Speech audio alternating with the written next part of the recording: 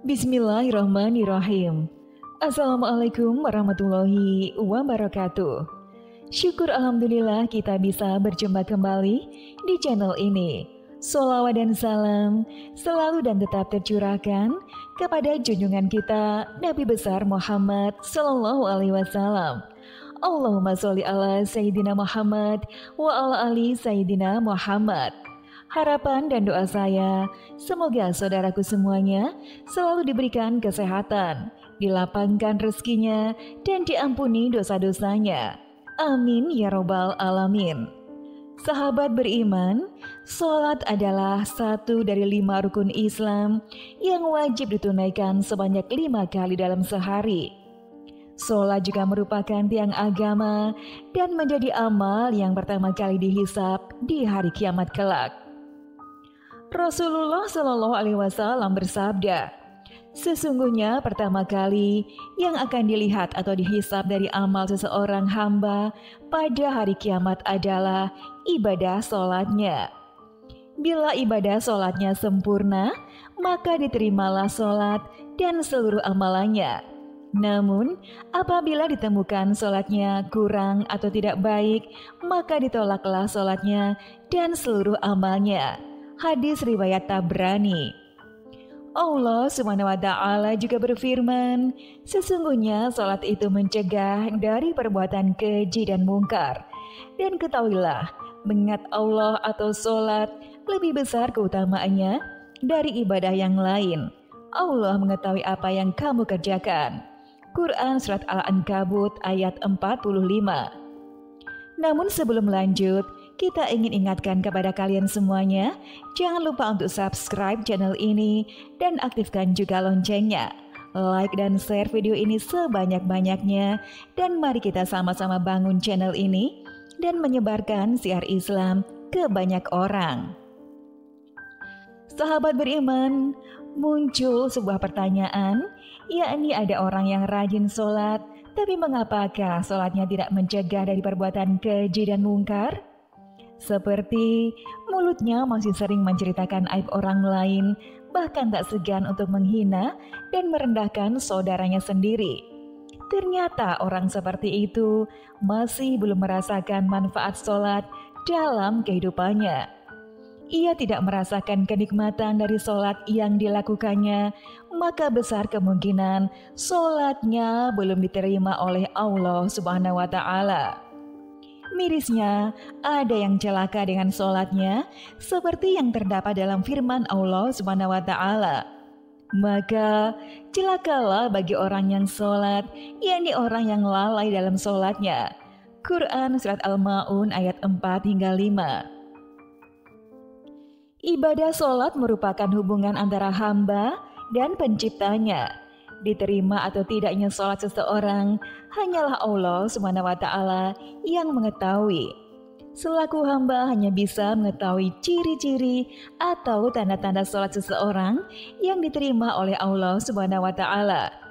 Sebagaimana dalam hadis qudsi yang diriwayatkan oleh Imam Al-Bazzar dari sahabat Abdullah bin Wahid Al-Harani. Sesungguhnya aku, Allah Subhanahu wa Ta'ala, hanya menerima sholat seseorang yang bersifat tawadu karena keagunganku dan tidak mencela makhluk hidup dan tidak membiasakan maksiat dan durhaka kepadaku, dan menghabiskan waktu siangnya untuk berzikir kepadaku dan mengasihi orang-orang miskin dan ibnu sabil dan kepada janda miskin dan mengasihi pada orang-orang yang terkena musibah. Dari hadis tersebut dapat disimpulkan bahwa ada 6 tanda orang yang diterima sholatnya. Yang pertama adalah tawadu. Orang yang tawadu kepada Allah Subhanahu wa Ta'ala adalah memiliki sifat merendahkan diri dan hati, bahwasanya dirinya hanyalah seorang hamba yang sangat lemah. Mungkin di kehidupan dunia ia adalah orang yang terhormat, tetapi di hadapan Allah Subhanahu wa Ta'ala hanyalah seorang hamba yang sangat kecil.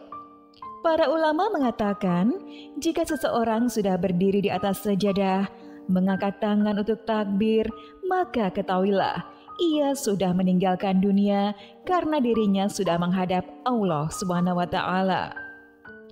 Yang kedua, tidak sombong. Tawaduknya dalam sholat akan melahirkan sifat rendah hati dalam pergaulannya sesama manusia. Jabatan dan kekuasaan tidak membuat ia sombong karena tahu bahwa itu semuanya adalah amanah Allah Subhanahu wa Ta'ala. Karena ia yakin bahwa hartanya tidak akan membuatnya lebih tinggi daripada orang lain, termasuk pengetahuannya yang tidak membuat ia tinggi diri karena merasa pengetahuannya tidak seberapa. Rasulullah Shallallahu Alaihi Wasallam bersabda, tidak akan masuk surga orang yang dalam hatinya ada perasaan sombong walaupun hanya sebesar debu. Hadis riwayat Muslim. Yang ketiga adalah tidak mengulang maksiat. Dalam hidup seseorang pasti pernah melakukan dosa atau maksiat, baik yang disadari atau tidak, apakah itu besar ataupun kecil. Mungkin ia pernah berbohong, menggunjing tetangga, atau menyakitinya, dan pernah memanfaatkan jabatan untuk memperkaya diri. Barang siapa sholatnya tidak menyebabkan dia menjauhi dari kekejian dan kemungkaran, maka sholatnya akan menambah ia jauh dari Allah Subhanahu wa Ta'ala. Dan orang yang diterima sholatnya tidak akan mengulangi maksiatnya dan selalu bertaubat kepada Allah Subhanahu wa Ta'ala. Yang keempat adalah mampu mengendalikan hawa nafsu. Jika seseorang selalu mengedepankan keinginan daripada kebutuhan, di saat itulah hawa nafsu tidak bisa dikendalikan. Orang yang sholatnya diterima akan selalu mengedepankan kebutuhannya dan kemaslahatan orang banyak dibandingkan menuruti keinginannya sendiri. Yang kelima, gemar berzikir. Orang yang diterima sholatnya akan cenderung rindu untuk menghadap lagi kepada Allah Subhanahu wa Ta'ala. Ia selalu menunggu waktu sholat selanjutnya dengan hati yang gembira karena kerinduannya. Sehingga ia akan cenderung berzikir mengingat Sang Penciptanya Allah Subhanahu wa Ta'ala. Karena ia merasa jauh lebih tenang ketika berzikir. Allah Subhanahu wa Ta'ala berfirman, "Ya ini orang-orang yang beriman dan hati mereka menjadi tentram dengan mengingat Allah Subhanahu wa Ta'ala." Hanya mengingat Allah Subhanahu wa Ta'ala, hati menjadi tentram. Quran Surat At-Ra'd ayat 28. Yang keenam adalah membantu orang yang susah. Sikap dalam sholat yang selalu melihat ke bawah akan tercermin dalam kehidupan orang yang sholatnya diterima. Bukan hanya saat di atas ia melihat ke bawah, bahkan saat di bawah pun akan susah dan ia pun akan selalu melihat ke bawah. Secara tidak langsung ia akan memiliki sifat sosial yang sangat tinggi. Ia akan cenderung membantu orang yang lebih susah dari dirinya sehingga ia akan dekat dengan sesama manusia. Rasulullah Shallallahu Alaihi Wasallam bersabda, orang yang dermawan dekat dengan Allah Subhanahu wa Ta'ala, dekat dengan manusia, dan dekat dengan surga. Sedangkan orang yang bakhil atau pelit, jauh dari Allah, jauh dari manusia, dan jauh dari surga.